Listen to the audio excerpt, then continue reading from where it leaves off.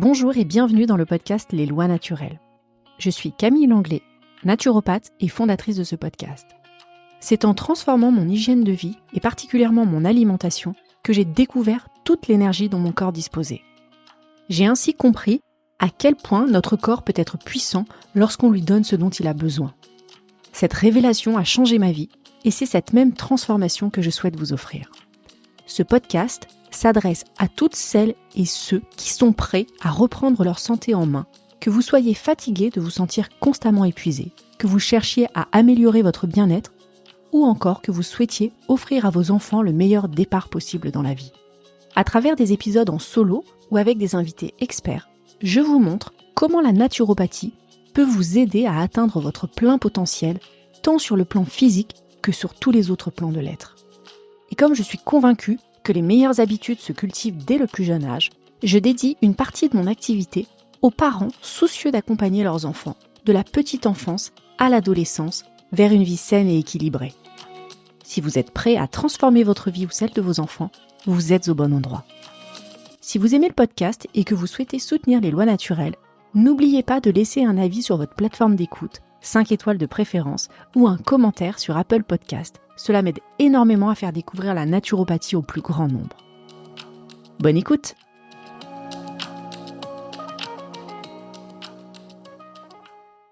Avant de plonger dans l'épisode de la semaine, vous le savez, je vous partage un avis laissé par un auditeur ou une auditrice sur le podcast. Cette semaine, il s'agit de l'avis de Laurence, Idéogramme by Laurence, un avis qui a été laissé sur Apple Podcast. Bravo Camille pour ce super travail, la qualité des épisodes et pour faire découvrir aux novices ce qu'est la naturopathie. Merci beaucoup Laurence pour ton avis qui m'est précieux. Sachez, je vous le dis à chaque fois, que vos retours me sont vraiment précieux. Ils m'aident à faire grandir le podcast. Alors si vous aussi vous appréciez ce que vous entendez dans le podcast, prenez quelques secondes s'il vous plaît pour laisser un avis 5 étoiles sur Apple Podcast. C'est vraiment le meilleur moyen pour soutenir le podcast et permettre aussi à d'autres de faire découvrir les bienfaits de la naturopathie. Merci infiniment.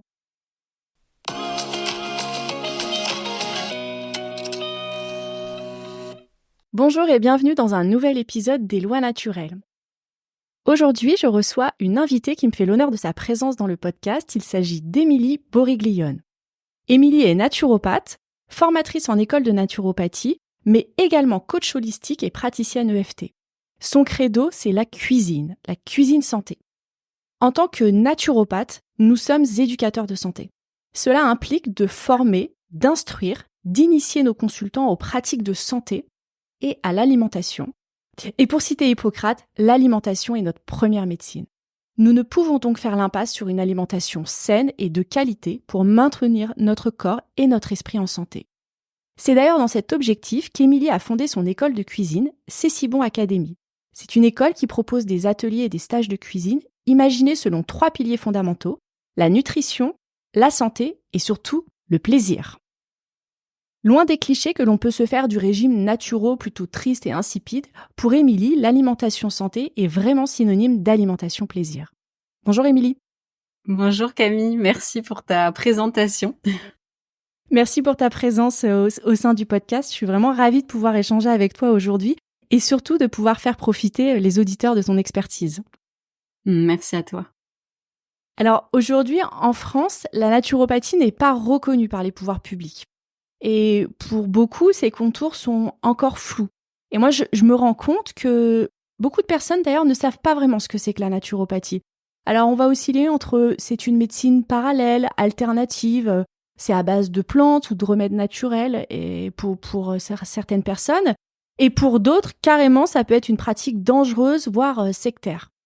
Et moi, quand j'ai créé ce podcast, vraiment, l'idée, c'était de démocratiser la naturopathie, de contribuer à son développement dans le cadre d'une médecine intégrative globale. J'aimerais bien que toi, tu nous partages vraiment ta vision et ta conception de la naturopathie. Et tu vois, c'est là où on se rejoint toutes les deux sur nos valeurs. Je pense qu'on a vraiment ce côté prévention et démocratisation et d'éducation à la santé naturelle. Pour moi, la naturopathie, c'est vraiment une approche globale de la santé qui a vraiment cet objectif de prévenir les maladies et surtout d'optimiser le bien-être en stimulant tous les mécanismes du corps. Donc, pour pouvoir stimuler les mécanismes du corps, il faut les connaître. Et tu disais tout à l'heure que pour certains, c'est une médecine parallèle. Pour moi, c'est plutôt une médecine complémentaire qui s'intègre vraiment à une démarche de médecine intégrative. C'est-à-dire qu'on ne prend pas la place de quelqu'un d'autre, on se complète. Et donc, les piliers, c'est l'alimentation, l'hygiène de vie, mais aussi la gestion des émotions. Tu disais tout à l'heure, je suis praticienne en EFT parce que c'est quelque chose que j'ai voulu rajouter dans ma boîte à outils. Et après, bien sûr, on peut utiliser des remèdes naturels, des plantes, etc. Mais c'est la cerise sur le gâteau. Si tout le reste en amont n'a pas été fait, ben on peut prendre toutes les poudres de je sais pas quoi. C'est pas ça qui va absolument changer la donne. Donc ma conception, elle est très holistique. L'idée, c'est vraiment qu'on se reconnecte à notre corps, à la nature et à nos besoins profonds. Donc ça implique aussi d'être acteur de sa santé et pas qu'on dise fais ci et puis on le fait, j'ai envie de dire bêtement. Au contraire, c'est vraiment de rééduquer à comment ça fonctionne, à s'écouter. Et donc pour moi, mes piliers les plus importants, mes valeurs les plus importantes, c'est la transmission, la sensibilisation et un peu la démystification de cette pratique pour la rendre accessible à tous. On pourrait presque tous être naturopathes, j'ai envie de dire, si on avait dès notre plus jeune âge intégré et connaissance de tout de tout le fonctionnement de notre corps. Mais je te remercie de le rappeler que vraiment c'est une médecine complémentaire et qui vient pas en remplacement, mais vraiment à côté, en complément pour une hygiène de vie. Et comme tu le dis, tout le monde devrait avoir ces connaissances-là. C'est d'ailleurs pour ça qu'on est éducateur de santé. Alors toi, tu t'es surtout intéressée à ce pilier fondamental qui est l'alimentation au travers de la cuisine santé. Est-ce que tu peux nous en dire un peu plus et pourquoi tu t'es tournée vers la cuisine ? Alors pour reprendre ce que je te disais avant, c'est que justement dans cette vision de prévention, je suis partie du constat de qu'est-ce qu'on fait tous les jours. On dort, on mange, on respire, et donc c'est vrai que la cuisine, moi, c'est quelque chose qui m'intéressait particulièrement parce que il y a quelque chose de très créatif pour moi. J'ai toujours été quelqu'un de très manuel, qui adore manger, et donc je trouvais que ça permettait de rejoindre un petit peu tous ces éléments-là, c'est-à-dire à la fois de l'éducation par l'assiette. Donc moi, au départ, ma première carte de visite, c'était éducatrice de santé par l'alimentation. Et à la fois de passer un bon moment, de partage. Je pense que la cuisine, c'est quelque chose qui réunit tout le monde. Et donc, à partir de ce constat où on mange 3-4 fois par jour, je me suis dit, si les 4 repas que l'on consomme au quotidien ne sont pas équilibrés, ne nous apportent pas ce dont on a besoin, ça va être difficile derrière d'avoir accès aux autres plans. Et je pense que c'est aussi pour ça que dans mon parcours, j'ai ajouté la gestion des émotions et toutes les autres choses plus tard, parce que je pense que tant qu'on n'a pas cet ancrage dans le corps, cette énergie vitale dans le corps, on parlait toutes les deux en off de glycémie, il y a des choses qui sont très difficiles d'accès. Et donc pour moi, l'alimentation, c'est déjà nourrir notre corps en profondeur, lui apporter cet ancrage et cette stabilité, c'est pouvoir le partager aux autres, donc c'est vivre aussi en connexion avec les autres. Donc voilà, c'est comme ça que je me suis mise à la cuisine. Et puis c'est vrai que dans ma formation, moi j'étais pas scientifique à la base, donc contrairement à ce qu'on croit, les formations naturo, il y a quand même des modules de physique-chimie assez denses. Et je me disais même s'il faut en passer par là, comment est-ce que je vais faire plus tard pour pouvoir transmettre tout ce que j'ai appris et que ça soit pas indigeste.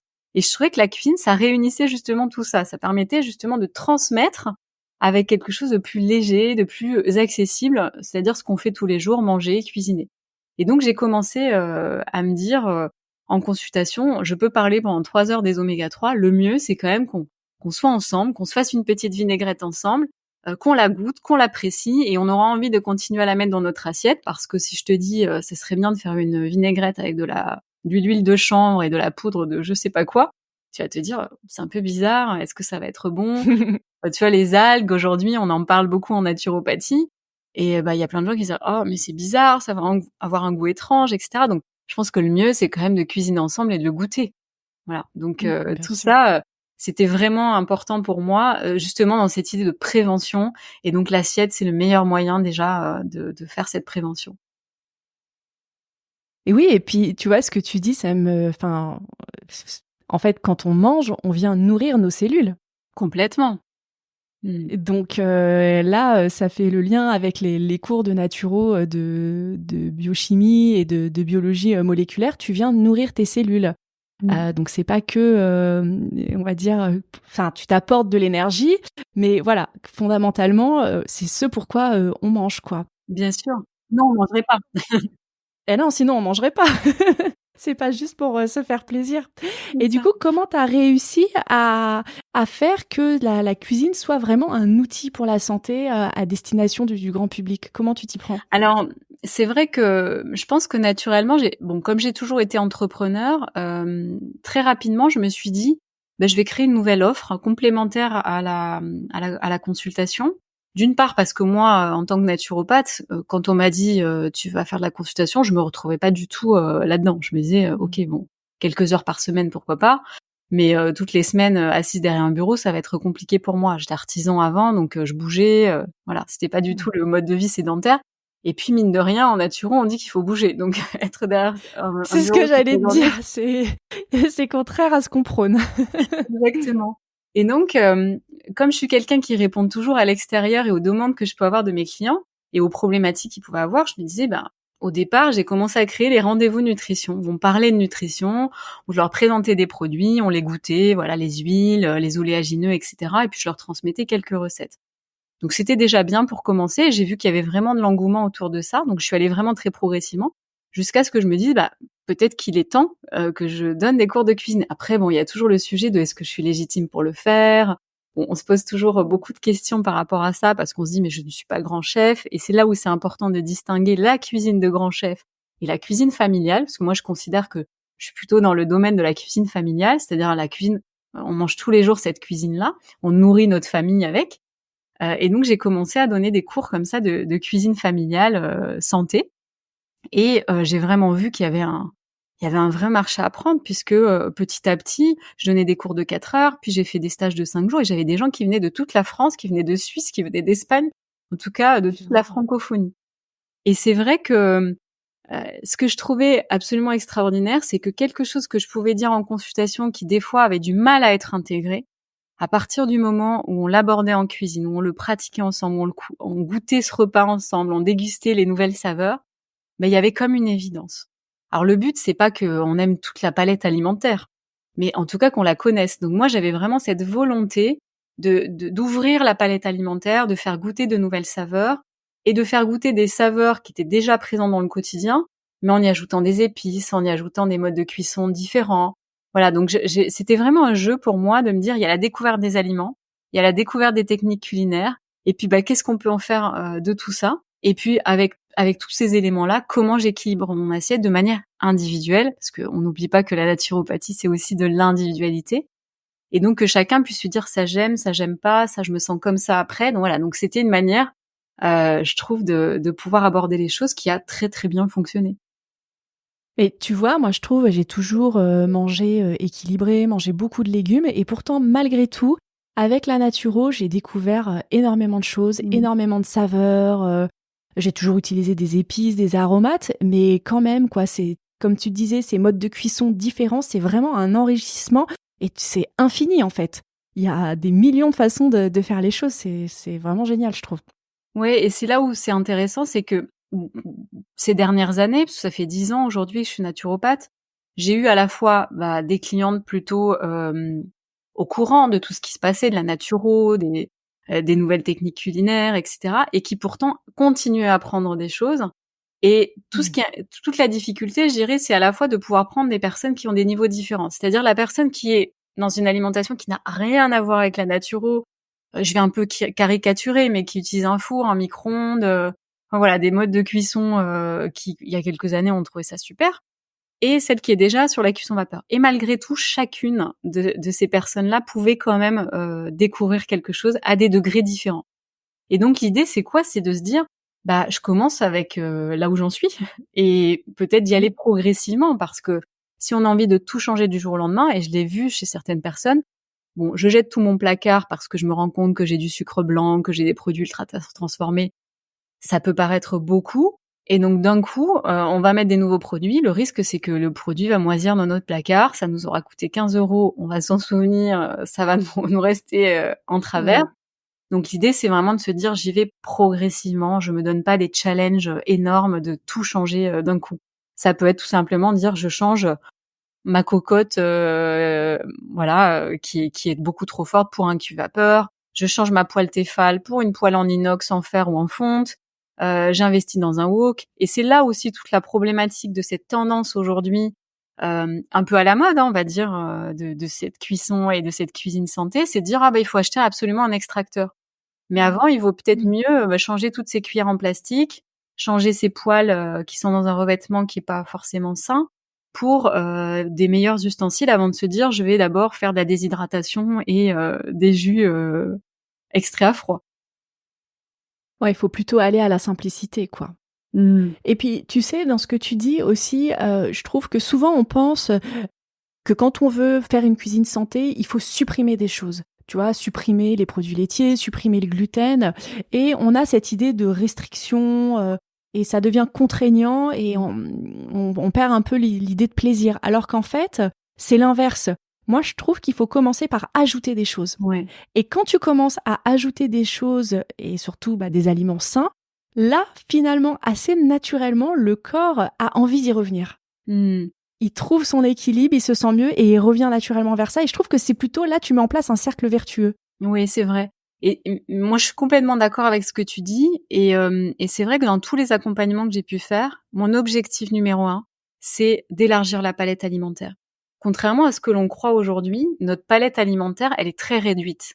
Même si on a une impression de variété, quand on va dans les supermarchés, bon, il y en a partout. Mais en réalité, ce qu'on peut constater quand on lit les étiquettes nutritionnelles, malgré toutes les marques qu'il peut y avoir, c'est toujours la même chose. C'est du sel, du sucre, du gluten, des produits laitiers. Donc notre palette alimentaire, aujourd'hui, elle est plutôt comme ça sur des produits transformés. Et donc, quand on veut élargir la palette alimentaire, se dire, il y a pas que le blé, il y a du sarrasin, il y a du quinoa, il y a du riz. Voilà, il y a plein de choses qu'on peut découvrir sous différentes formes. Et c'est quand même génial, on est en 2024. Moi, j'ai eu la chance d'être sensibilisée à l'alimentation santé depuis que je suis toute petite. Donc, j'ai connu les rayons bio quand j'étais enfant. Il y avait vraiment 3 produits qui se battaient en duel. Aujourd'hui, on a quand même des pâtes de légumineuses, on a on a des flocons de légumineuses, on a plein de formes différentes qui nous permettent d'avoir accès à ces produits-là. Et donc, effectivement, c'est de se dire comment je peux élargir mes céréales. Donc, avant d'enlever le gluten, c'est de dire d'abord, je vais mettre un peu de sarrasin, d'abord, je vais mettre un peu de quinoa, un peu plus de riz. Et donc, moi, souvent, la stratégie que je propose, c'est de se faire un semainier et de mettre sur les différents jours les différentes sources de céréales et pour les varier et dire 3 fois dans la semaine je mange du sarrasin, 3 fois je mets du riz, 3 fois je peux mettre éventuellement du blé si on n'a pas de problème avec le blé.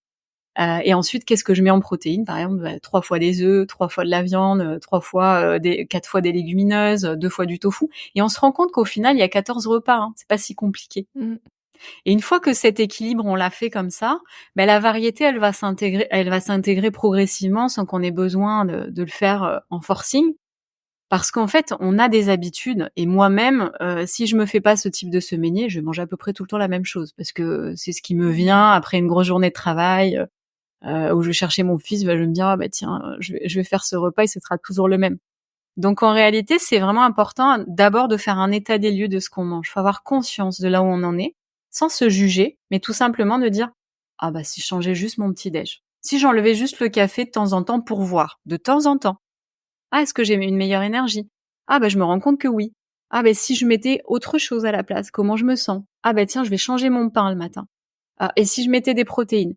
Si on décide de tout changer d'un coup, on va se dire mais j'aime pas, j'ai pas l'habitude, et puis ça me prend du temps. Donc j'ai toujours testé les changements le week-end aussi. Ça change tout parce que le week-end on a le temps. Sinon vous allez vous dire Émilie elle est sympa mais bon faire un muesli le matin alors que on l'avait pas prévu. Moi je suis pressée, les enfants, etc. Donc l'idée c'est vraiment de faire progressivement et c'est là où je trouve que le naturopathe il peut apporter une vraie valeur ajoutée. C'est que à travers la consultation individuelle il va me dire chez vous la priorité c'est le repas du soir. Chez vous ça sera plutôt le petit-déj. Chez vous ça sera plutôt d'intégrer une collation. Et c'est là où le naturopathe peut vraiment apporter une plus-value. Et c'est vrai que des fois, quand on sort d'école de naturo, on a envie de tout changer parce que nous, en tant que naturopathe, on voit tout ce qui va pas. Et moi, je dis toujours aux élèves que je forme, mettez en avant les choses positives. Voilà, on commence par le positif. On n'est pas là pour dire ça c'est pas bien, ça il faut pas, etc. On peut avoir cette tendance. Je pense que je l'ai eu quand j'ai débuté en naturo, de tomber un peu dans ce travers-là. Mais il faut soutenir le positif, ramener des petites choses pour vraiment équilibrer. Et ça se fait sur la durée. Donc je ne crois pas non plus qu'une consultation individuelle suffise. On a besoin, Non, bien avec sûr. le temps, de se faire accompagner. Mmh. Oui, puis il faut rappeler que pour changer une habitude, ça prend du temps. On dit qu'en moyenne, il Ouais, faut 28 jours pour intégrer ouais, une nouvelle habitude. ouais, Donc forcément, on a besoin de temps, quoi. ouais, et tu le sais parce que tu as des enfants toi aussi, et donc je pense que tu t'en rends bien compte chez les tout petits. Si on propose une seule fois des légumes, ben, l'enfant il va dire non, il se dit: «Oh bah, il en veut pas». Ouais. En fait, il faut reproposer, et puis il y a plein de manières d'intégrer les légumes. Moi, par exemple, mon fils ne veut plus de courgettes. Bah, je les râpe dans une galette avec, de l'œuf et de Mmh. l'avoine, et il en mange sans problème. Je vais le mettre dans une pizza, je vais, m'en servir, comme base, dans un cake. Et ben, il y a des formes où ça pose pas de problème, et je pense que pour nous, adultes, c'est la même chose. Si on n'aime pas la courgette comme ça cuite à la vapeur, ben, on la fait sauter au wok, avec du gingembre, Bien par sûr, exemple. Donc il y a bien plein de sûr. manières d'imaginer un ingrédient, avec des déclinaisons différentes, des épices différentes, des saveurs différentes, et c'est ça que moi j'aime bien transmettre aussi. C'est que quand on arrive en automne et qu'on a de la courge pendant, 4 mois et demi, on n'en peut plus. Et ben, ce qui est génial, c'est que la courge, on va pouvoir en faire, des cookies, on va pouvoir en faire, un dalle, on va pouvoir, faire, un mijoté, rôti au four, et là, d'un coup, la courge, on l'apprécie parce qu'on va vraiment l'utiliser en différentes assiettes. Oui, et puis il y a aussi, tu vois, quand tu parles des enfants, moi j'expliquais ça, à ma fille il y a pas longtemps, la qualité des aliments. Parce qu'elle Mmh. me disait: «Oh j'aime pas la poire», c'était ça: «J'aime pas la poire. J'en ai mangé à l'école, j'aime pas la poire». Je lui dis: «Moi, je vais te faire goûter une poire, on va voir si tu vas pas l'aimer». «Ah oui maman, elle est bonne». Et oui, la Ouais. qualité, ça joue particulièrement sur les fruits et sur les légumes aussi, hein. On le voit sur les tomates. Mmh. Une tomate de supermarché, par rapport à une tomate de la ferme, c'est le jour et la nuit, c'est pas du tout le même produit. Donc ça, Complètement, et c'est important aussi. je vais te raconter une anecdote par rapport à ça, et ça m'a vraiment, je pense, montrer à quel point la qualité est importante, notamment dans une technique de lactofermentation. Donc le principe de la lactofermentation, dont on parle beaucoup en naturopathie, puisque les vertus des légumes lactofermentés, c'est d'être riche en probiotiques, donc de nourrir, notre flore intestinale. Eh bien, dans la technique de la lactofermentation, on peut faire ce qu'on appelle des pickles. Alors, contrairement aux pickles d'aujourd'hui qui sont au vinaigre, au sucre, la vraie technique de lactofermentation, c'est de mettre de l'eau et du sel. Eh bien, j'ai fait l'expérience un jour de faire 2 bocaux différents avec 2 choux-fleurs différents. Un chou-fleur de supermarché Mmh. et un chou-fleur bio. Donc déjà, quand on achète le chou-fleur en supermarché, on se dit: «Ah, il est gros, il est un peu léger». Alors que celui qu'on va acheter en magasin bio, il est petit, mais plutôt lourd, plutôt dense. Donc il y en a un qui est injecté d'eau et l'autre pas. Eh bien, ça a pas loupé, mon bocal de lactofermenté de mon chou-fleur de supermarché, il a moisi. Parce que mon pourcentage de sel n'était pas juste par rapport à la proportion d'eau du chou-fleur, par rapport à la densité de matière. Et donc ça, je trouvais ça vraiment hyper intéressant de se rendre compte que même dans le processus de fermentation, bah, les légumes en conventionnel fonctionnent moins bien et peuvent, rater, pourrir, Ouais, bien parce sûr. que notre pourcentage n'est plus juste. Ah, très intéressant, hein. Je te remercie pour ce partage. Vraiment, ouais, ça montre que oui, ça a une incidence. Voilà, et après ce qui est intéressant, c'est de se rendre compte que la nature est bien faite, qu'elle nous offre aussi ce dont on a besoin au bon moment. Donc les fruits et légumes d'été vont être plus riches en eau, il y aura plus de fruits qui sont gorgés de soleil. En hiver, on va avoir des légumes un peu plus racines parce qu'on a besoin de se protéger du froid, on va dire. Et donc du coup, forcément, une carotte d'hiver, elle est moins, riche en eau qu'une carotte d'été. Et donc c'est important de suivre la saisonnalité parce que la nature est bien faite et qu'elle nous propose ce dont on a besoin. Et c'est là toute la problématique, je dirais qu'on peut avoir aujourd'hui avec les modes de culture qui ont changé, avec l'intensif, avec, la culture sous serre, l'hydroponie, et cetera, qui permet d'avoir des fraises, on va dire, toute l'année. Mais en réalité, est-ce que cette fraise va nous apporter ce dont on a besoin? Pas forcément. Est-ce que tu peux revenir sur le terme hydroponie? Alors c'est de la culture avec, les racines sont dans l'eau directement. D'accord. Ouais. Oui, donc Voilà, et donc ça, effectivement, il y c'est a une beaucoup perte utilisé. nutritionnelle. Complètement. Et en même temps, ça a été développé parce qu'on s'est rendu compte que la terre était aussi, très polluée. Donc et ça, c'est important de se rendre compte que le bio aujourd'hui, c'est important de distinguer, il y a le bio et le bio, parce que le label bio, il a énormément évolué. Alors on distingue le AB et l'Eurofeuille, et c'est vrai qu'aujourd'hui, on va avoir des carottes bio, dans un supermarché. qui sont sous emballage plastique, mais où justement respectent pas le vrai cahier des charges originel du bio, puisqu'en fait, si on vient déforester pour planter des carottes, je ne suis pas sûre qu'on puisse encore dire que c'est une carotte bio. Et pourtant, aujourd'hui, elle a bien le label bio. Donc c'est important d'aller s'interroger. Et moi, dans ma démarche, il y a vraiment comprendre d'où vient l'aliment, comment est-ce qu'il a été cultivé, pour vraiment faire des choix éclairés aussi. Mmh. Donc tu nous dis que la saisonnalité, c'est vraiment un des premiers principes, à respecter pour une Ouais, cuisine, ouais. saine et santé. Et justement, alors quels sont les principes fondamentaux de cette cuisine santé qui va respecter les lois naturelles du corps? Bah, comme tu le disais, moi je pense que la priorité, c'est déjà de respecter les saisons, même si, je le Mmh. dis, c'est très difficile aujourd'hui parce que les modes de Ouais. culture ont évolué, donc on est un petit peu perdu des fois dans la saisonnalité. Le 2e point pour moi, c'est vraiment d'éviter les produits ultra transformés, et donc là, j'aime bien distinguer quand même le transformé de l'ultra transformé. Je Ouais. dirais que les pâtes, c'est transformé. C'est-à-dire la pâte, elle pousse pas comme ça, sur une plante. On a pris la céréale, on l'a moulue, on l'a transformée pour en faire, un spaghetti ou, une autre forme de pâte. Et un produit ultra transformé, pour moi, ça va être, par exemple, même un steak de soja. Même si Mmh. on se dit: «Ah, les steaks de soja, c'est plus sain que la viande» et cetera, ça reste un produit ultra transformé parce qu'on est venu rajouter du sel, des épices, éventuellement, même des agents texturants pour donner une certaine texture.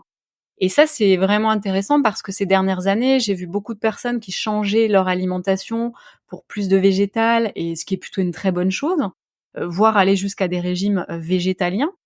Le problème, c'est que il y a une différence entre avoir un régime végétalien ou végétarien à base de légumineuses, entières, de légumes, des œufs, de qualité, et manger des faux steaks, du faux fromage, des gâteaux, sans produits animaux, et cetera. Pour moi, c'est vraiment important, d'éviter au maximum ces produits-là.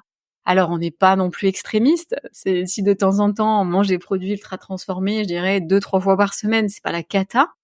Mais si c'est vraiment la base de notre alimentation, il y a énormément de changements, moléculaires de ces aliments-là. Alors, je vais donner un exemple, hein, qui des fois surprend énormément. Je pense au pain des fleurs qui a été très à la mode pendant ces dernières années parce que sans gluten, c'était la mode du sans gluten. Le problème, c'est que quand on s'intéresse au processus de fabrication de ce produit, qui, je le précise, est un Nutri-Score A, puisque si on regarde l'étiquette nutritionnelle, notamment d'un pain des fleurs sarrasin, on va avoir sarrasin, sel. Donc, en termes d'ingrédients, c'est clean. En revanche, pour avoir cette texture, on a de l'extrudation de la céréale. Et le problème, c'est qu'on sait aujourd'hui qu'un aliment extrudé va avoir un indice glycémique élevé. Et donc, si je reprends le principe de pourquoi est-ce que des fois on a besoin d'enlever le gluten parce qu'on a de l'inflammation, eh bien, quand on va perturber notre glycémie en prenant un aliment qui est riche avec un indice glycémique élevé, on contribue à l'inflammation. Et donc, c'est toute Mmh. la problématique qu'il y a eu ces dernières années où moi, finalement, dans mes ateliers de cuisine, il n'y avait pas de gluten, mais je le disais même pas. Parce Mmh. qu'en fait, je revenais vers une palette alimentaire qui était beaucoup plus diversifiée. Et finalement, enlever le gluten quand on a tellement, élargi sa palette alimentaire, ce n'est plus un sujet. Ce n'est Mmh. plus une question, ce n'est plus un problème. Et donc finalement, c'est toute cette problématique qui a été que moi j'ai vraiment décidé de résoudre ces dernières années. C'était de permettre aux personnes de pouvoir élargir leur palette pour pouvoir enlever certains aliments qui leur convenaient pas. Et toutes les deux, on en parlait tout à l'heure, du pain Pané Vivo, que moi j'aime énormément. Bah, aujourd'hui, on est quand même sur un pain au blé, mais c'est un blé ancien, 100% levain. Et donc du coup, aujourd'hui, il y a plein de personnes qui sont intolérants au gluten qui arrivent à consommer ce pain. Donc est-ce que le problème, c'est le blé? Est-ce que le problème, c'est le pain? Je ne crois pas. Le problème, c'est l'état, de nos intestins. C'est aussi les produits qu'on appelle pain aujourd'hui, qui en fait n'en sont pas, puisque c'est des céréales qui sont modernes, hybridées, à la levure. Et donc tout l'importance aujourd'hui de se questionner et ne pas diaboliser certains aliments. Je pense par exemple aux produits laitiers, moi j'en consomme, mais voilà, je vais plutôt prendre, des fromages non pasteurisés, parce qu'ils vont nous apporter beaucoup plus que certains fromages complètement standardisés. Donc ça, c'est vraiment pas évident, et c'est pour ça que c'est important de se faire accompagner aussi parce que j'ai envie de dire, Mmh. on a fait un petit peu la synthèse pour le grand public, et c'est ça qu'on a envie de leur transmettre, en tant que naturaux. Oui, donc encore une fois, c'est aussi veiller à la qualité de ces aliments. Ouais, bien sûr. Ouais, très Ouais. important. Ne rien diaboliser et veiller à leur qualité. Ouais, complètement. Donc si je reprends ta question sur donc privilégier d'abord les aliments frais, de saison, et je mets bio entre parenthèses parce qu'on a vu que tout à l'heure, il y a bio et bio. Éviter les produits ultra transformés. Ce qui est important pour moi aussi, c'est avoir des bonnes huiles. Aujourd'hui, c'est un vrai sujet. Quand on regarde un rayon d'huile au supermarché, c'est très pauvre finalement. Il y a peu de choses et aujourd'hui, on a besoin d'huiles riches en oméga 3. On a besoin d'huiles vierges, donc première pression à froid, qui n'ont pas été chauffées, et de pouvoir assaisonner ses assiettes avec ces huiles, c'est hyper important. Ça participe vraiment à notre équilibre hormonal, à la vision, enfin voilà, à la connexion de toutes Ouais. nos cellules. De consommer des petites graines oléagineuses aussi, ça va être intéressant parce que c'est riche en protéines, mais ça va apporter des fibres aussi, donc c'est beaucoup mieux que certains sucres. Et pour moi, ce que j'aime le plus, ce sont les épices et les herbes. Elles ont Mmh. plein de propriétés, elles amènent du goût déjà, donc c'est vraiment important. Elles permettent de varier, comme je disais tout à l'heure, la courge, on peut la décliner de plein de façons différentes. Et surtout, elles vont avoir des propriétés anti-inflammatoires. Enfin, voilà, ça va vraiment être nos super aliments de notre assiette. Et ça, je pèse mes mots quand je dis super aliments parce qu'aujourd'hui, je trouve qu'il y a un travers, c'est de croire que les super aliments, ce sont ces choses qui viennent de l'autre bout du monde, qu'il faut Oui. aller prendre de la poudre de je sais pas quoi pour avoir un super aliment.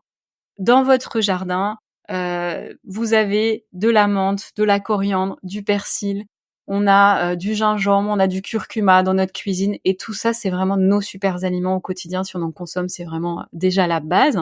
Donc j'ai envie de dire, ça, c'est la première étape. Et après, si on a envie d'aller plus loin, effectivement, il y a plein d'autres super aliments dont parle la Naturo, mais c'est déjà la base. Ouais, c'est la base. Alors, ce que tu dis, ça a appelé plusieurs remarques de ma part. Je voulais revenir sur l'alimentation bio. Mmh. Moi, je pense intimement qu'il faut quand même mieux manger des légumes plutôt que des produits ultra transformés, même s'ils sont pas bio. Mmh. Et alors, tu parlais tout à l'heure de la différence avec ton anecdote sur le chou-fleur, c'est très intéressant. Mais tu vois, moi, j'achète mes légumes dans une ferme. Donc, c'est la fermière qui nous vend ses légumes. Ils sont pas bio parce qu'elle a pas le label, parce qu'elle Mmh. refuse. Mais elle fait une agriculture raisonnée Ouais. et ses légumes, ils sont fantastiques, tu vois. Donc, je pense Mmh. que voilà, c'est aussi se faire sa propre opinion, ne Bien pas sûr. être dogmatique et voilà, aller vers des produits. On s'est renseigné, on sait ce qu'ils valent, on connaît, on est au plus proche des producteurs, si c'est possible. Et bon, moi, je suis en région parisienne, mais en région parisienne, c'est quand même de plus en plus possible, quoi. Ouais, Et tu as raison oui, de le préciser effectivement, et je trouve que le paramètre goût, ça change tout. Et moi pareil, mmh, alors ça m'arrive d'acheter des légumes, bio, mais j'ai un producteur, où on commande toutes les semaines. Ils sont pas en bio, mais ils sont raisonnés.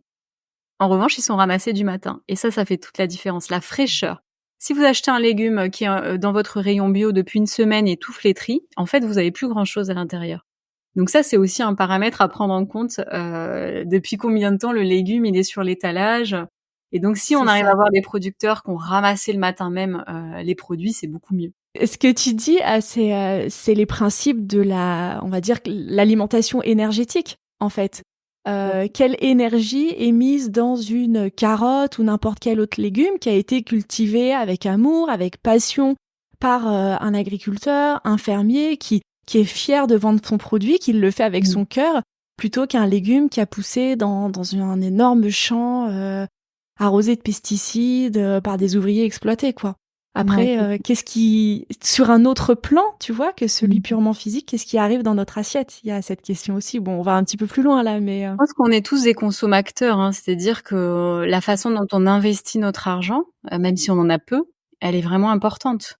Donc c'est vrai qu'il y a vraiment quelque chose, de très vertueux dans la façon dont on peut consommer avec les moyens de chacun, parce que bien sûr. aujourd'hui, c'est clair que consommer bio, ça a un coût. Je pourrais pas dire que ça coûte moins cher de consommer bio. En revanche, si on achète moins de produits transformés, si on achète plus en vrac, si on achète plus de légumineuses, si on végétalise son assiette, les produits qui vont coûter cher, on parlait des huiles, on parlait des oléagineux, on n'en achète pas tant que ça en quantité, finalement. Parce que c'est pas un produit qu'on met énormément dans notre assiette. Donc c'est vraiment prioriser, dans notre assiette, ce qui est important pour nous. Et c'est vrai que le constat que je fais quand même ces dernières années, c'est qu'il y a quand même une grosse carence en protéines, et les protéines, c'est important, c'est nos matériaux de Oui. constitution, donc c'est c'est vraiment important aussi pour les personnes qui végétalisent, qui ont vraiment ce souhait de végétaliser leur assiette, de faire attention quand même à leur apport en protéines. Alors, je voulais revenir aussi tout à l'heure, tu parlais du Nutri-Score. Qu'est-ce que tu en Oui. penses? Est-ce que tu conseilles de le suivre ou pas? Alors moi, le Nutri-Score, je fais comme s'il n'existait pas, je t'avoue. En fait, c'est complètement, ça n'a aucun sens parce que comme je disais tout à l'heure, ça ne prend pas en compte tous les paramètres et tu vas pouvoir avoir un paquet de céréales. Alors quand je parle céréales du matin ultra transformées avec un Nutri-Score A ou B et à la fois une huile de coco qui est Nutri-Score D. Sauf que l'huile de Mmh. coco, on va en mettre une cuillère à café pour faire un wok par exemple et les céréales, on va les consommer tous les matins. Donc pour moi, ce que je vais regarder, c'est la longueur des ingrédients. Combien y a-t-il d'ingrédients dans le produit? Quel est le premier ingrédient qui arrive? Donc si c'est le sucre, c'est que votre produit est consommé en majorité de sucre. Et là, j'invite aussi les personnes qui achètent des pâtes à tartiner de regarder ça parce que dans les pâtes à tartiner, même en bio, même dans les paquets de gâteaux, même en bio, souvent le sucre prend la première place. Donc ça, c'est vraiment important, même si la qualité de sucre n'est pas la même, puisque d'un côté on a un sucre blanc et de l'autre un sucre complet, on a quand même un produit qui est majoritairement sucré. Donc première chose, c'est regarder combien il y a d'ingrédients. S'il y a des choses que vous ne savez pas ce que c'est, vous oubliez. Et puis s'il y a des E, tout ça, pareil, on oublie. Et ensuite, ce que je vais regarder dans l'étiquette nutritionnelle, je vais pas tout lire, mais je vais regarder surtout le sucre, donc glucides dont sucre. Et donc par exemple sur un produit type des gâteaux ou une pâte à tartiner, si on dépasse les 15 grammes, on est sur un produit qui est déjà ultra sucré. Donc 15 grammes sur 100 grammes. Et là, vous allez voir qu'en fait, il y a énormément de produits qui dépassent ce taux-là. Et donc, par exemple, une pâte à tartiner facile à faire maison, vous achetez une purée de noisettes ou de cacahuètes ou une purée d'amandes, celle que vous voulez. Vous prenez 2 cuillères à soupe de cette purée d'oléagineux, donc nature, pas du tout transformée. Vous mettez du cacao en poudre à l'intérieur, une cuillère à soupe. Vous sucrez avec du miel ou un sirop d'érable maison. Vous la mélangez, vous avez une pâte à tartiner minute. Et donc, certes, la purée d'oléagineux coûte cher à l'achat, mais vous allez la garder longtemps, mais vous avez une vraie pâte à tartiner au chocolat et à la noisette, contrairement à d'autres produits. Oui, et qui sûrement sera moins addictive que celle proposée avec beaucoup Beaucoup plus plus de nourrissante. sucre et donc voilà, plus nourrissante et surtout on y retournera moins de façon frénétique parce que c'est ça aussi, hein. Quand il y a moins de sucre, il y a moins d'addiction derrière. C'est ça. Tout à l'heure, tu parlais des oméga 3. Est-ce que tu peux nous rappeler le ratio qu'il faut oméga 3, oméga 6, si tu peux nous en dire 2 mots? Alors aujourd'hui, dans notre alimentation, c'est vrai que on consomme beaucoup plus d'oméga 6 que d'oméga 3. Donc les oméga 6, il y en a 2 sortes. Il y a les oméga 6 dont on a besoin puisqu'on ne les apporte pas dans notre alimentation. Donc ce sont les acides gras polyinsaturés. Eh bien, on a les oméga 6 qu'on va retrouver dans les graines oléagineuses, dans l'huile de tournesol, dans l'huile de colza, même s'il y a un petit peu d'oméga 3. Et on a aussi les oméga 6 qu'on ne soupçonne pas, qui ceux-là ne sont absolument pas bénéfiques pour nous. Ce sont les oméga 6 qu'on va retrouver dans nos produits animaux. Et là, c'est pour ça qu'on s'intéresse vraiment à ce sujet de comment l'alimentation a évolué, les modes d'élevage, les modes de culture, parce que nos animaux qui étaient nourris à l'herbe il y a quelques années, aujourd'hui sont nourris au soja et au maïs. Et donc, ils ont une proportion d'oméga 6 qui est beaucoup plus importante. Et donc, ça fait qu'aujourd'hui, on a un ratio oméga 6 qui est plus élevé. L'oméga 6 dans notre corps, si on simplifie, il va avoir une action plutôt pro-inflammatoire. Et on va se dire, mais pourquoi on a quelque chose qui veut absolument nous enflammer? Tout simplement parce que si on est malade et qu'on s'en rend pas compte, c'est un petit peu embêtant. Donc ça nous permet d'avoir une réaction de notre corps qu'on peut observer pour normalement répondre à notre corps et pouvoir l'accompagner. L'oméga 3, lui, il a une action plutôt anti-inflammatoire. Et donc les oméga 3, on va avoir 2 sortes, les oméga 3 végétaux et animaux. Donc les végétaux, on va retrouver dans l'huile de noix, les noix, le lin, la graine de lin, la cameline qui est une huile et le chanvre et l'huile de chanvre. Et donc on en trouve finalement dans des aliments qu'on consomme assez peu. Donc quand c'est la saison des noix, c'est bien d'en consommer. Et ensuite, on a dans les petits poissons gras. Et là, pareil, toute la problématique ces dernières années, c'est que dans les poissons gras, il y a le saumon. Mais alors, qu'est-ce qu'on peut dire du saumon d'élevage qui a été nourri au soja et au maïs, donc plus riche en oméga 6? Moi, je l'ai complètement barré de dans cette case oméga 3 pour ces raisons. Le thon, qui est un poisson ultra pollué, donc on va plutôt aller sur les petites sardines, les maquereaux, le foie de morue, l'anchois, qu'on peut trouver en conserve, et c'est très bien aussi. qui vont nous apporter des oméga 3. Donc si on veut rééquilibrer un petit peu, on va faire attention à la qualité des produits animaux qu'on consomme. Donc on va plutôt aller sur des œufs bleu blanc cœur, des viandes bleu blanc cœur si on en trouve, parce que elles ont un cahier des charges qui est vraiment intéressant par rapport à l'apport en oméga 3. C'est enrichi dans l'alimentation des animaux. Et ensuite, on va consommer 2-3 fois par semaine des petits poissons gras, rajouter des huiles riches en oméga 3 en vinaigrette, puisque c'est des huiles très fragiles. Il faut vraiment les préserver, donc après cuisson, dans une vinaigrette. Et on est sûr comme ça de rééquilibrer notre ratio. Ouais. Et malheureusement, aujourd'hui, beaucoup de personnes sont carencées en oméga 3. Donc c'est vraiment hyper important pour notre santé globale d'avoir ce rééquilibrage-là depuis le plus jeune âge. Oui, puisque les oméga 3 servent, sont les éléments constitutifs des membranes de nos cellules. C'est ça. Et comme notre corps est composé de milliards de cellules, c'est un élément qui est indispensable.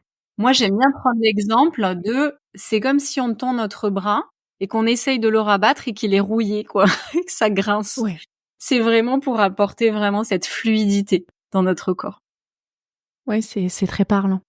Alors pour revenir un petit peu à une question, on va dire un petit peu plus pratico-pratique, donc indépendamment des légumes, on en a pas mal parlé. Pour toi, quels seraient vraiment les 2-3 ingrédients indispensables dans une cuisine pour une alimentation saine? Alors, je distinguerais 2 choses, hein. Je dirais à la fois les ustensiles et les ingrédients, parce que je ne D'accord. dissocie pas les 2 pour moi. Les ustensiles, c'est-à-dire avoir des matériaux sains. C'est la base. Sans avoir trop d'ustensiles, c'est avoir soit de l'inox, soit du verre, soit de la fonte. Mais en tout cas, être sûr que le peu de choses qu'on a soit déjà pas toxique. Parce que on a beau mettre tous les plus beaux légumes de la terre dans une poêle avec un revêtement en téflon, du coup on perd tous les bénéfices, j'ai envie de dire. Donc c'est vraiment changer tout ce qui est en plastique par du bois. Les moules qui vont au four, aller dans les brocantes, tout le monde revend ses plats en verre Pyrex, alors que c'est vraiment incassable et c'est vraiment, oui, certes c'est un peu lourd, mais en tout cas c'est très pratique. Les poêles, soit le fer qui se culotte, mais c'est vraiment hyper pratique et c'est le plus accessible en termes de budget. La fonte, c'est un petit peu lourd, mais je trouve ça génial pour faire des super wok. L'inox, faut apprendre un petit peu à l'utiliser parce que la problématique majeure, et le marketing l'a très bien compris, c'est que ça peut accrocher un peu. Mais à partir du moment où on sait l'utiliser, il y a plus de problème. Donc ça, déjà, en cuisine, de remplacer vraiment par les bons matériaux. Et ensuite, dans les ingrédients, j'ai envie de dire les épices, parce que moi, c'est vraiment les épices sur lesquelles je vais pouvoir changer les associations de mes légumes, de mes fruits. Et les huiles, bien sûr, puisque c'est grâce à ces 2 ingrédients-là, ces familles d'ingrédients-là, donc les huiles et les épices, que je vais pouvoir faire une courge rôtie, une courgette sautée au gingembre. Voilà, c'est vraiment ma base. Donc pour moi, c'est vraiment la première chose. Après, ça va être d'avoir des aliments les moins transformés possibles, donc des céréales les plus complètes possibles. Et donc là, pareil, quand on commence à changer d'alimentation, on n'est pas obligé d'aller s'irriter les intestins avec un aliment complet. Déjà demi-complet, c'est déjà pas mal pour commencer. Voilà, donc c'est déjà d'aller dans des choses-là. Après, on peut aller sur d'autres choses qui sont un petit peu plus naturaux, on va dire les ingrédients de la naturopathie quand on a envie d'aller plus loin. Mais déjà, en changeant nos céréales, en changeant nos huiles et nos épices et nos ustensiles de cuisson, on peut faire plein de choses en fait. Mmh. Quand tu parlais des ustensiles de cuisson, tu penses notamment aux perturbateurs endocriniens? Tout à fait. Oui, tout ce qui est plastique, moi j'en parle énormément parce que en ce moment, c'est la mode, plein d'ustensiles avec revêtement.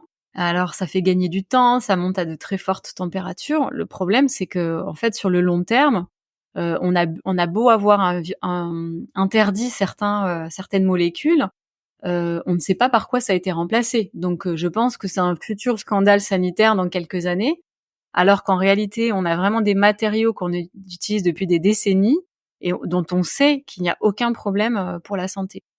Je précise quelque chose par rapport aux huiles, puisque on en a parlé. Pour moi, c'est pareil, c'est de pas avoir trop d'huiles différentes dans sa cuisine, mais de se dire, Mmh. si j'ai des huiles de cuisson, donc les huiles de cuisson, on va plutôt aller vers l'huile d'olive. Ça a été démontré qu'une bonne huile d'olive vierge peut monter quand même à des températures un peu élevées.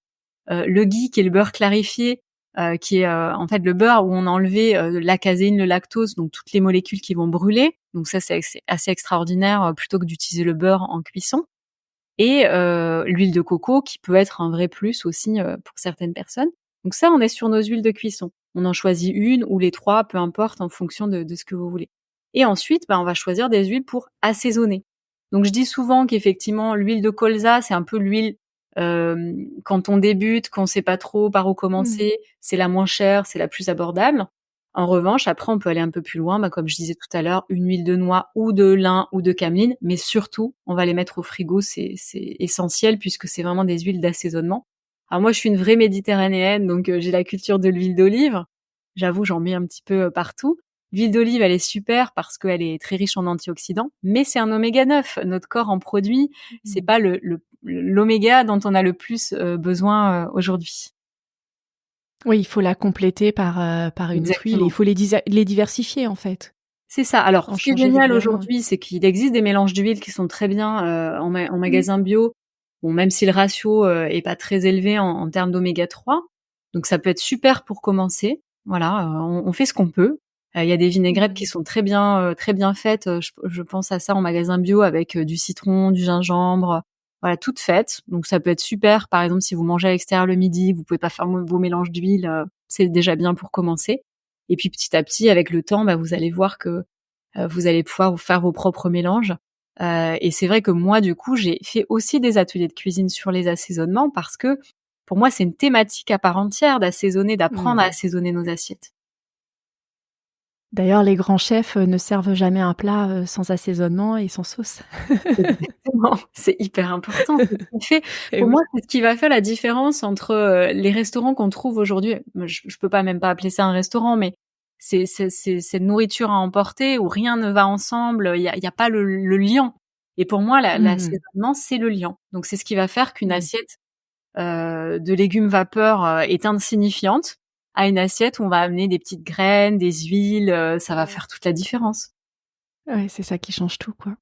Et dans les personnes que tu as accompagnées, des gens qui voulaient se tourner vers une alimentation saine, quelles sont les erreurs les plus fréquentes que tu as repérées? Mais c'est ce qu'on disait un petit peu tout à l'heure, c'est de vouloir tout changer d'un coup. C'est-à-dire la grande motivation du démarrage, je vide mes placards, je jette tout, je change tout.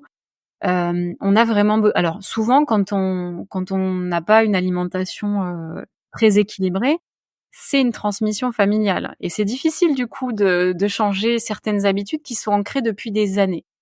Donc l'idée de vouloir tout changer d'un coup, le risque c'est vraiment de s'y perdre et de pas arriver à se connecter aux sensations de notre corps. Parce que je trouve que quand on change un élément comme juste j'enlève le café de temps en temps, ça permet de voir quand je le mets, c'est comment. Quand je l'enlève, c'est comment. Et donc moi, les personnes qui me disent «Oh là là, au début j'étais bien partie et puis après c'est complètement parti en cacahuète» et je leur dis «Mais c'est bien parce qu'en fait, le conseil que je vous donne, vous le pratiquez, vous revenez avec ce que vous faisiez avant et ça vous permet de vous dire je la crois pas sur parole.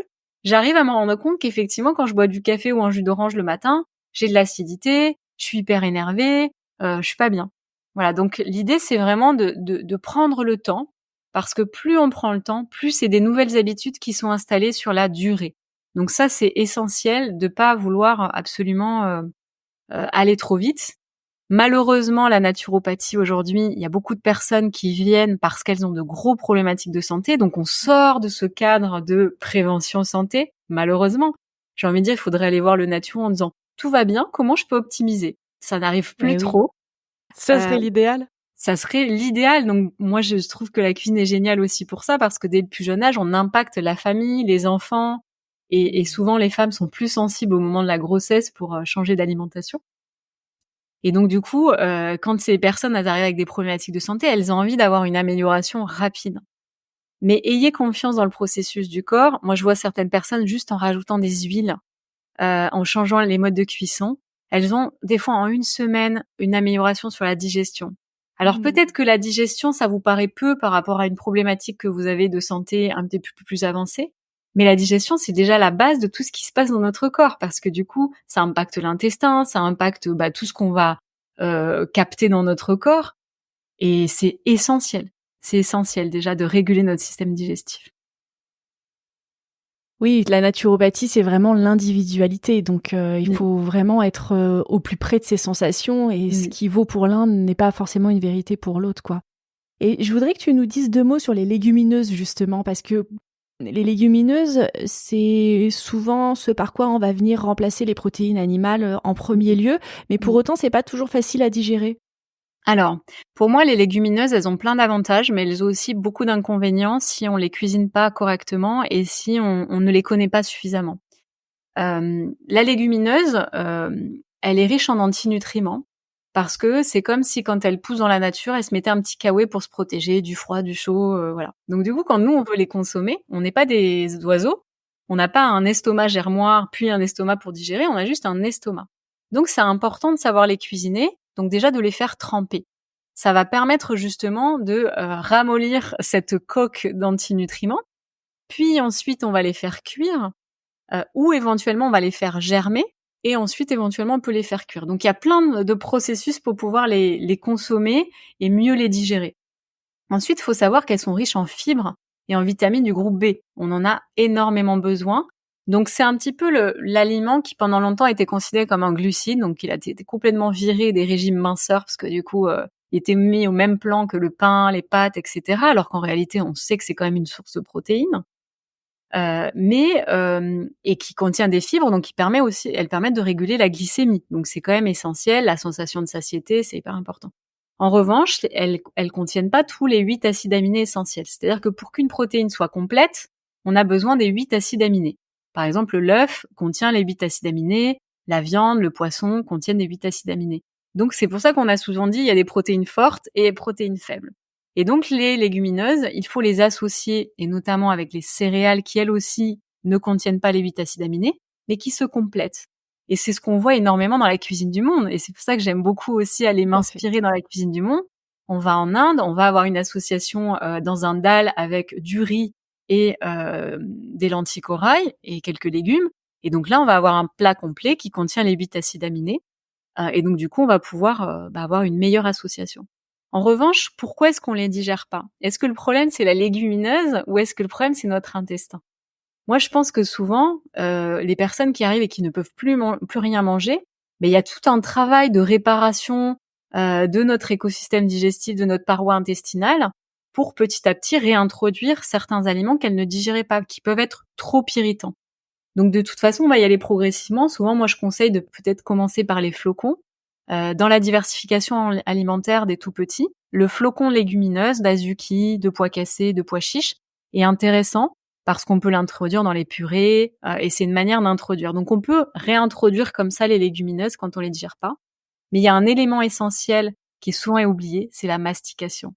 Votre premier mécanisme de digestion, c'est votre mastication. Je dirais même que c'est les yeux, l'odorat et l'ouïe, parce que quand on est en train de cuisiner, que ça sent bon, qu'on voit une C'est belle vrai. assiette, on commence à saliver. Et donc, Mmh. quand on mastique, on salive encore plus. Et c'est ce qui permet de prédigérer les amidons, puisque les légumineuses en contiennent. Et donc, c'est essentiel. Si on avale en bloc notre bol alimentaire, notre assiette, bah, c'est sûr que derrière, ça va être beaucoup plus compliqué pour notre système digestif.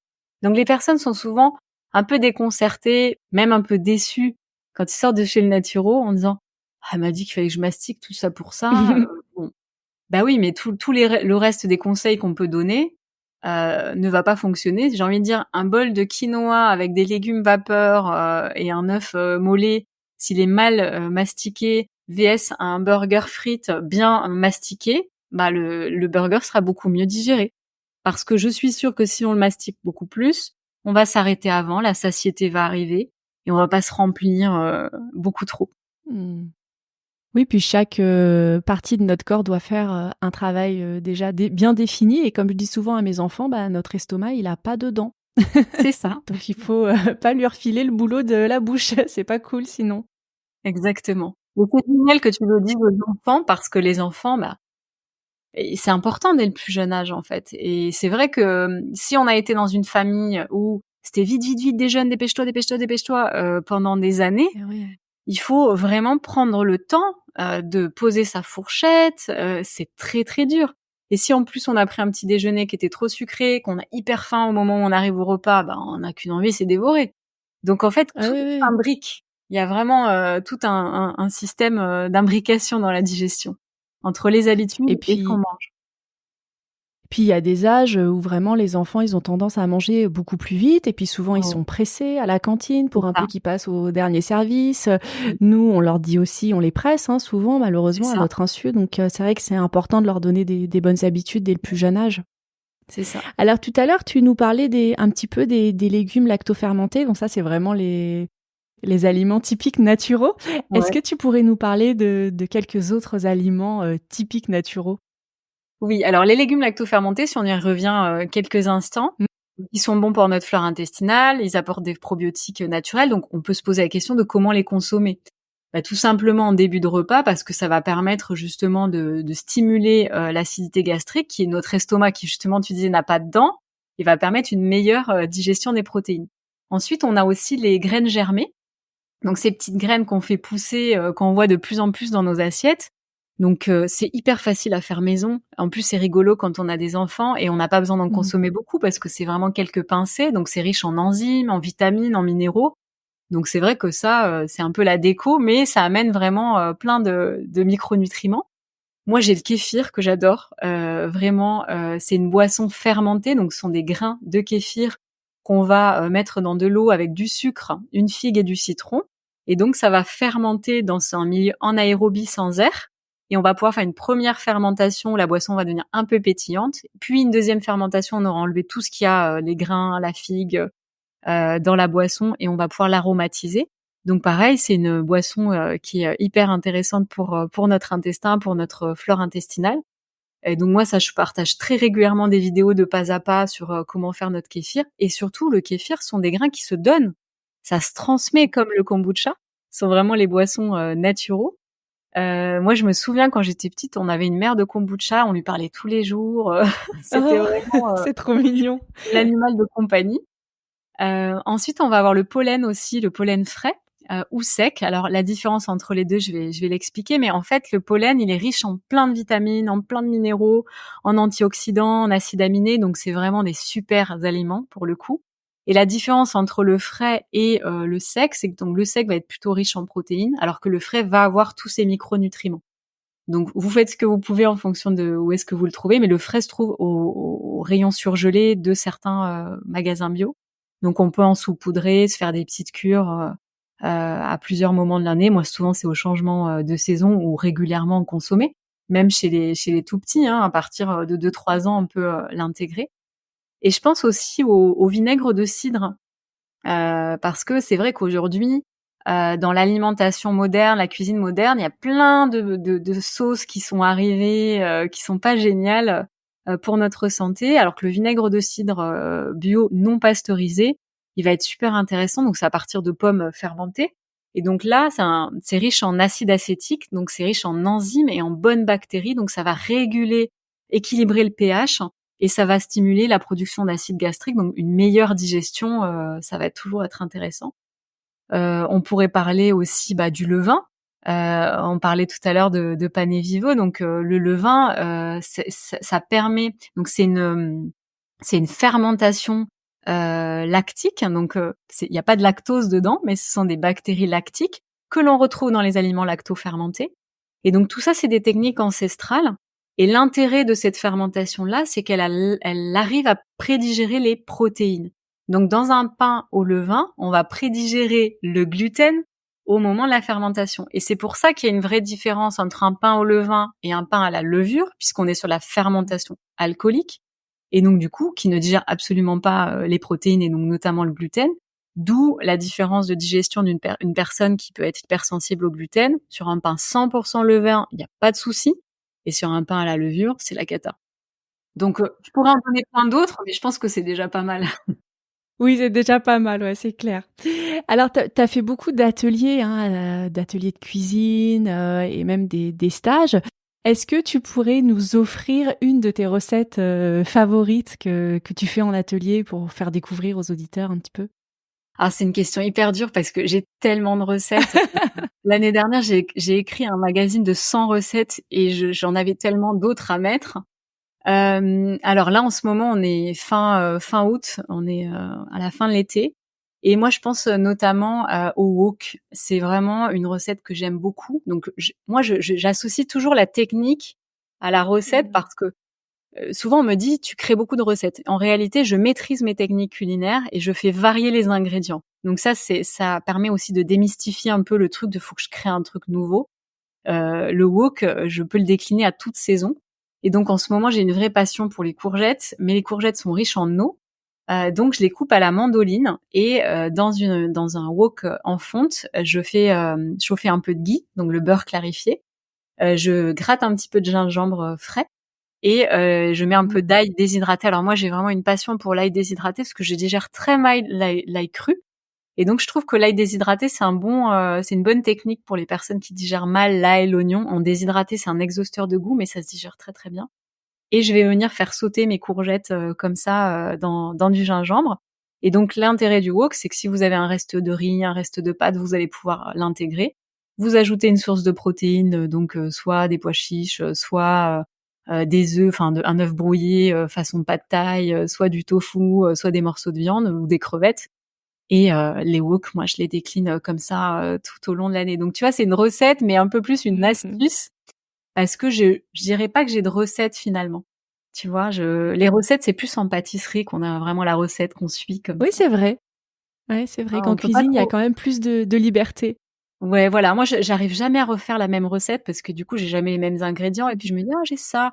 Moi, je vois vraiment la cuisine comme un tableau, hein. C'est-à-dire que je vais voir tel ou tel ingrédient et comme je sais que je maîtrise mes techniques culinaires, comme je sais que j'ai plein d'épices et d'ailleurs, l'astuce que je voulais donner pour les épices, quand on sait pas les utiliser, c'est d'acheter des mélanges tout faits. Parce que, il y a des choses qui existent dans le marché, alors moi j'ai une marque que j'aime beaucoup qui s'appelle Nomi, qui fait des mélanges d'épices que j'adore. Ils ont un mélange estival où il y a du piment, il y a de l'ail déshydraté, il y a de l'échalote déshydratée et vous mettez ça et en 30 secondes, vous avez un truc incroyable, mais c'est les épices qui font toute la différence.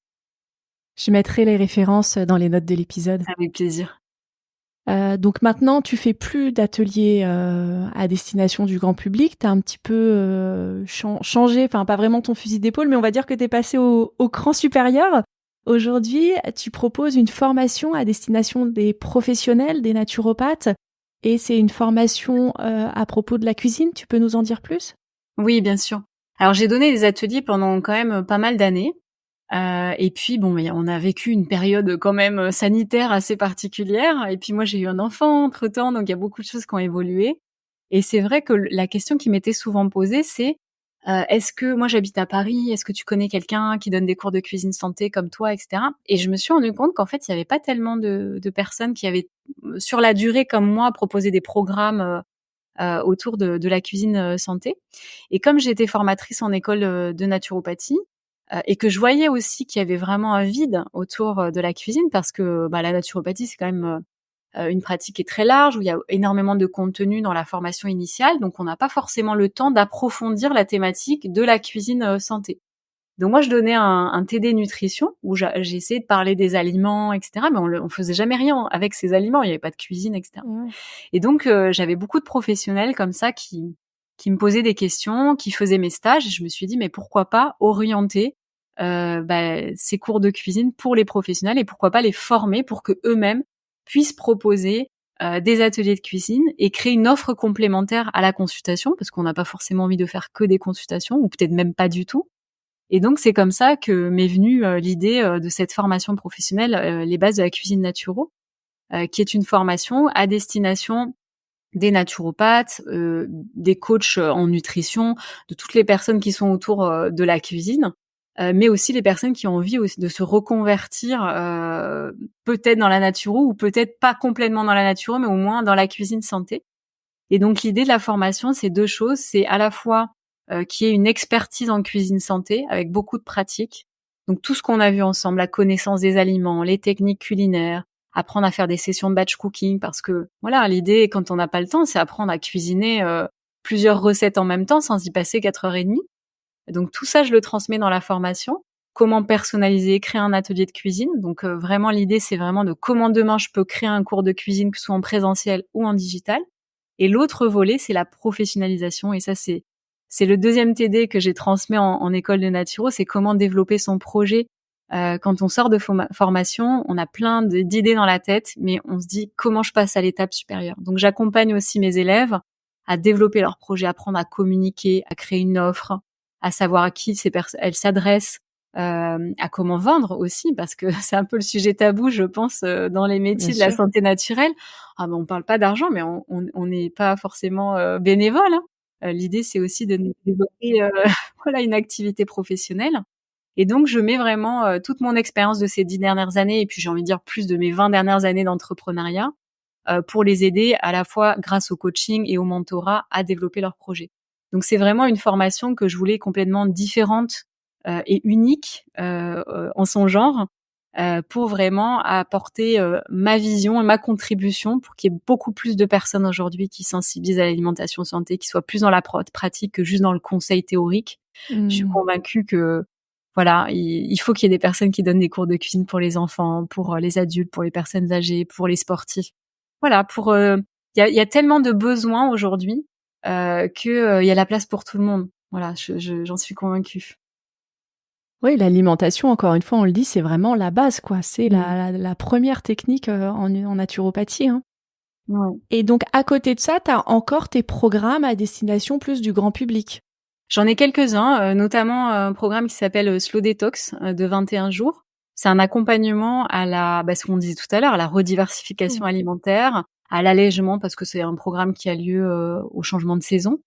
Mais voilà, c'est vraiment 21 jours. Et comme je disais tout à l'heure, les changements ne peuvent pas se faire en 4 jours. Oui.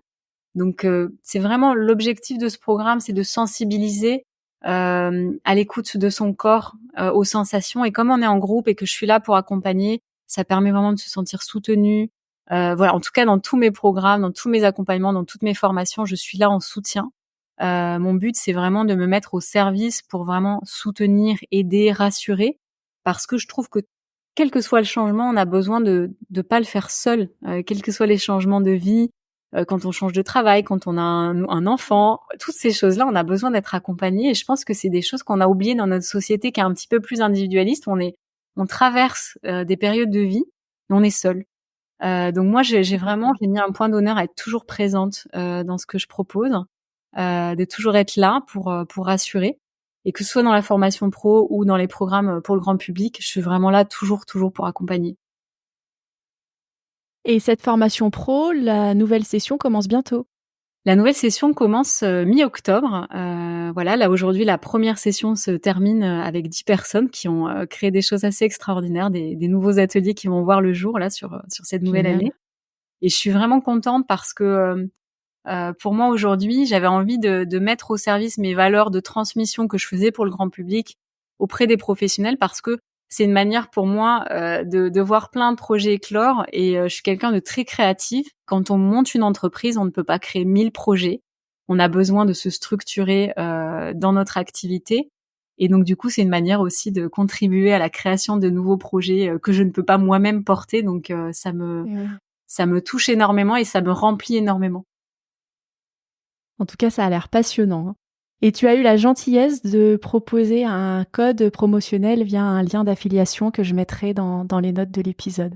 Avec plaisir. Alors, si on veut bien sûr en savoir plus sur ce que tu proposes et un petit peu connaître un peu plus ton parcours, donc il faut consulter ton site internet, c'est sibonacademy.com.